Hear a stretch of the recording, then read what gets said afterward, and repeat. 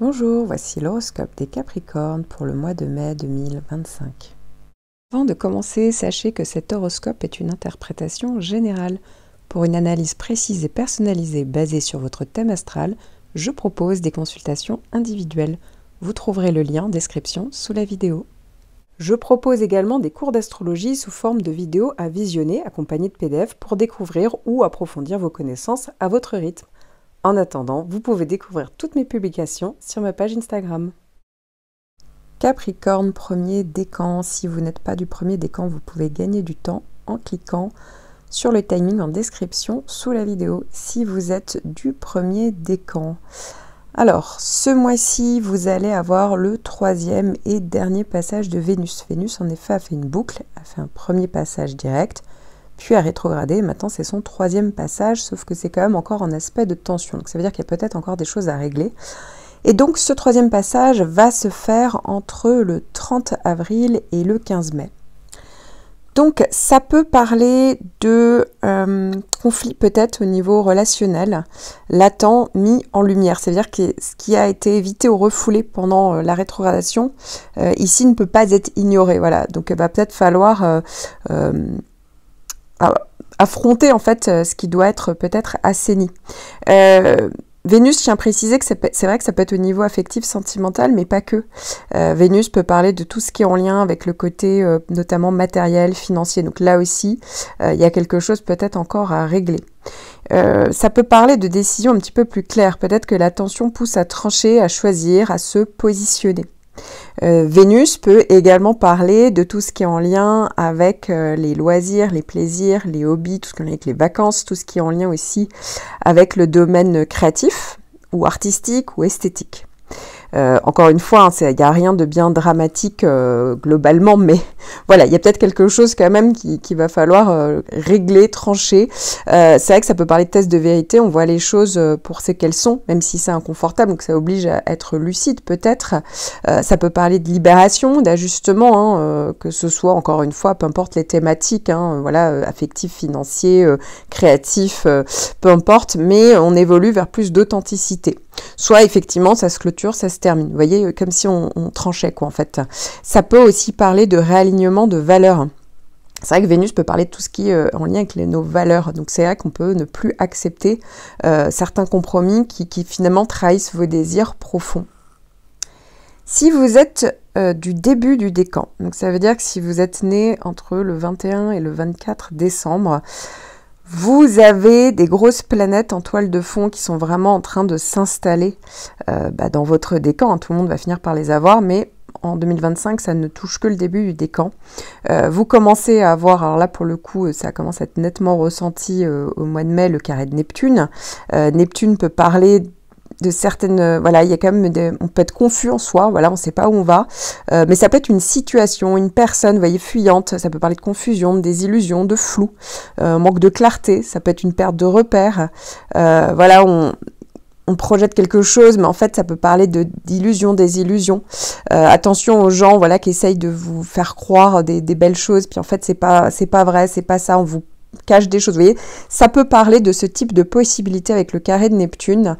Et ici, en fait, le carré de Neptune va recevoir également, vous allez également recevoir le carré de Saturne. Alors, toutes ces planètes, j'en parle largement plus longuement dans votre horoscope annuel, mais ici, je vous le rappelle, c'est vraiment des planètes en toile de fond que vous avez, donc vous aurez toute l'année 2025, donc c'est vraiment des planètes qui ont beaucoup d'importance ici.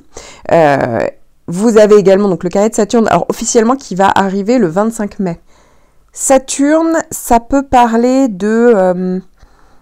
d'obligation de voir justement la réalité en face, mais ça peut être aussi tout simplement une période de blocage, de test, vous voyez, comme si ça passe ou ça casse.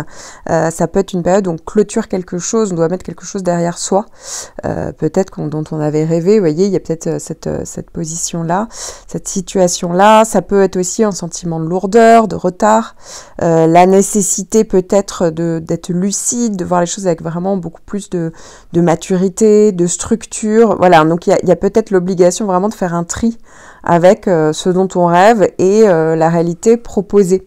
Donc c'est vrai que ça peut parler de la réalité versus illusion, hein. Quand il y a Neptune et Saturne, c'est deux planètes qui de base sont pas tout à fait, amènent pas tout à fait les mêmes possibilités.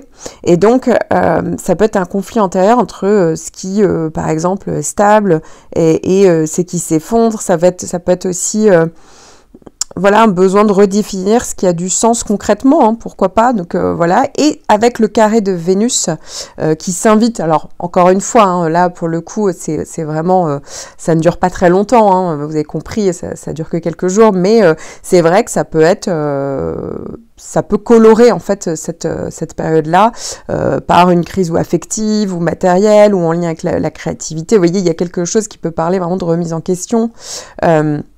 Peut-être au niveau relationnel, au niveau matériel, vous voyez, il y a peut-être des prétentions matérielles, on tient compte, on réalise que c'est pas ça au niveau matériel, que les comptes sont pas bons, ça peut être un conflit de valeurs, la nécessité peut-être de réévaluer ce qui a vraiment du poids, et de l'intérêt, de la valeur pour vous. Voilà, mais ça peut venir colorer en tout cas et apporter les thématiques vénusiennes donc pendant cette période-là. Alors, la plupart d'entre vous le savez déjà, mais dans cet horoscope, vous n'avez les prévisions que pour un seul point de votre thème natal. Donc lorsque je fais en fait une consultation, donc notamment les horoscopes personnalisés, je synthétise et je hiérarchise tous les transits présents dans les différents placements de votre thème afin de déterminer en fait l'impact de chaque énergie. Donc ça veut dire que chaque transit, qu'il soit d'ailleurs favorable ou en tension, est évalué dans le contexte de l'ensemble de votre thème et donc incluant vos maisons, vos planètes personnelles comme la Lune, Vénus, Mercure, etc. Ce qui va donner en fait une vision vraiment globale et personnalisée pour aborder les énergies à venir. Donc si vous avez déjà des bases en astrologie, n'hésitez pas à explorer ces différents aspects pour mieux comprendre l'influence de vos transits. Et si vous vous sentez un peu perdu ou si vous souhaitez aller plus loin, je propose également des consultations et notamment donc des analyses prévisionnelles ou horoscopes personnalisés dont le lien est disponible en description sous la vidéo. Capricorne, deuxième décan, vous allez démarrer le mois avec Mercure qui va venir faire un carré entre le 26 avril et le 4 mai.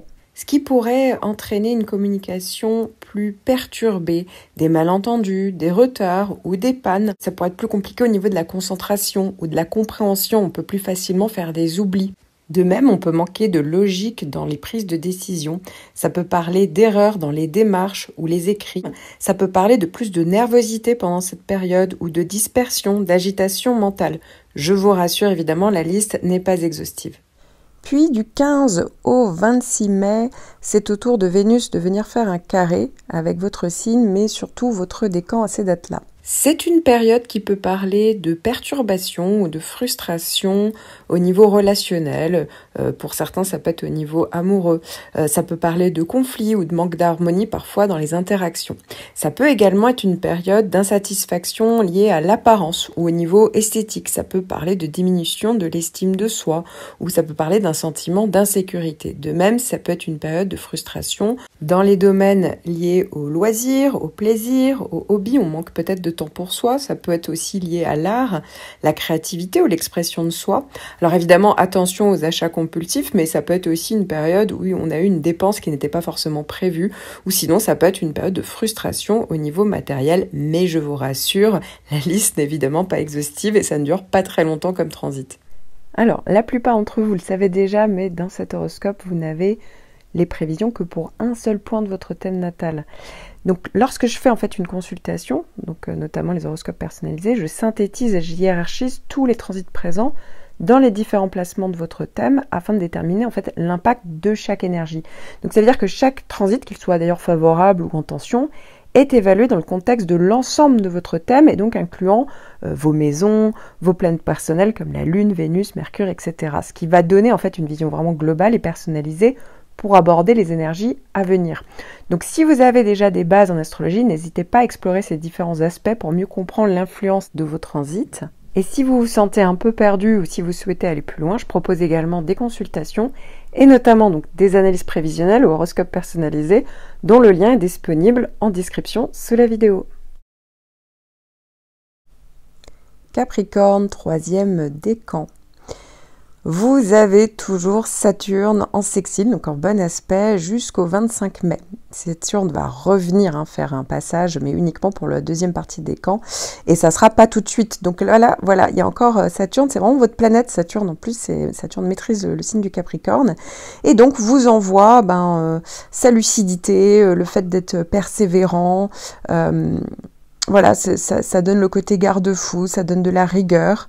Voilà, c'est vraiment les caractéristiques positives du Capricorne. Ici, Saturne vient les renforcer. Donc, c'est plutôt intéressant.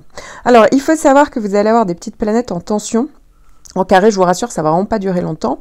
Mais vous allez avoir Mercure qui va venir faire un carré entre le 4 et le 10 mai. Ce qui pourrait entraîner une communication plus perturbée, des malentendus, des retards ou des pannes. Ça pourrait être plus compliqué au niveau de la concentration ou de la compréhension. On peut plus facilement faire des oublis.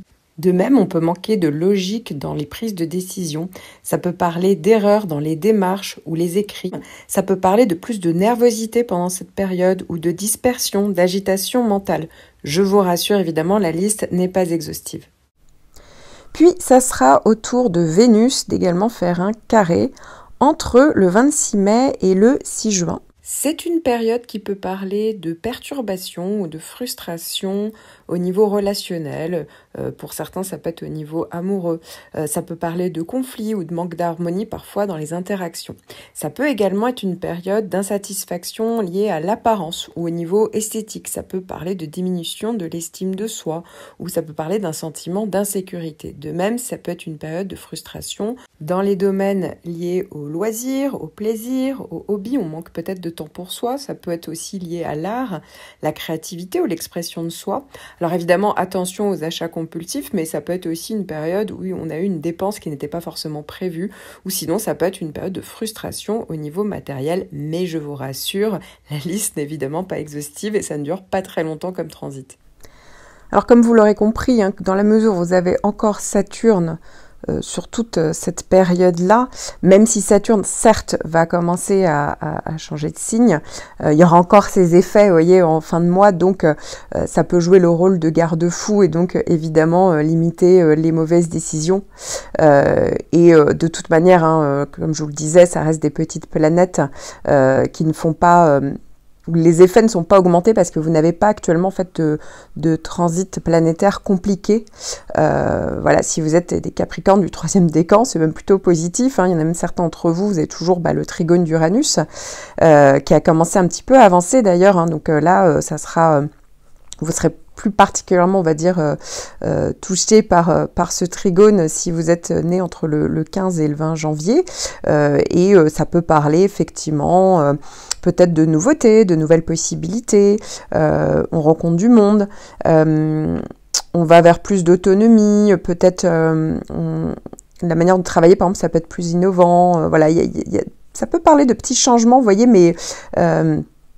pas de changement radical en fait, c'est plus dans le sens nouveauté sympa, petite surprise sympa, vous voyez, c'est ça en fait le trigone d'Uranus, ça pousse à avoir davantage confiance en soi également, peut-être qu'on ose faire des choses qu'on n'aurait peut-être pas osé faire avant, mais sans prendre des risques inconsidérés, pas du tout, c'est pour ça que ça c'est pas toujours ultra ressenti les trigones d'Uranus, mais c'est des petites choses comme ça qui, pendant la période, on réalise que voilà, ça arrivait, ça s'est mis en place. Et encore une fois, ça peut être vraiment... ça donne un petit peu de peps voilà, pendant les périodes où Uranus fait un trigone. Donc, c'est plutôt intéressant et sympa comme transit. Alors, la plupart d'entre vous le savez déjà, mais dans cet horoscope, vous n'avez les prévisions que pour un seul point de votre thème natal. Donc, lorsque je fais en fait une consultation, donc notamment les horoscopes personnalisés, je synthétise et je hiérarchise tous les transits présents dans les différents placements de votre thème afin de déterminer en fait l'impact de chaque énergie. Donc, ça veut dire que chaque transit, qu'il soit d'ailleurs favorable ou en tension, est évalué dans le contexte de l'ensemble de votre thème et donc incluant vos maisons, vos planètes personnelles comme la Lune, Vénus, Mercure, etc. Ce qui va donner en fait une vision vraiment globale et personnalisée pour aborder les énergies à venir. Donc si vous avez déjà des bases en astrologie, n'hésitez pas à explorer ces différents aspects pour mieux comprendre l'influence de vos transits. Et si vous vous sentez un peu perdu ou si vous souhaitez aller plus loin, je propose également des consultations et notamment donc des analyses prévisionnelles ou horoscopes personnalisés dont le lien est disponible en description sous la vidéo.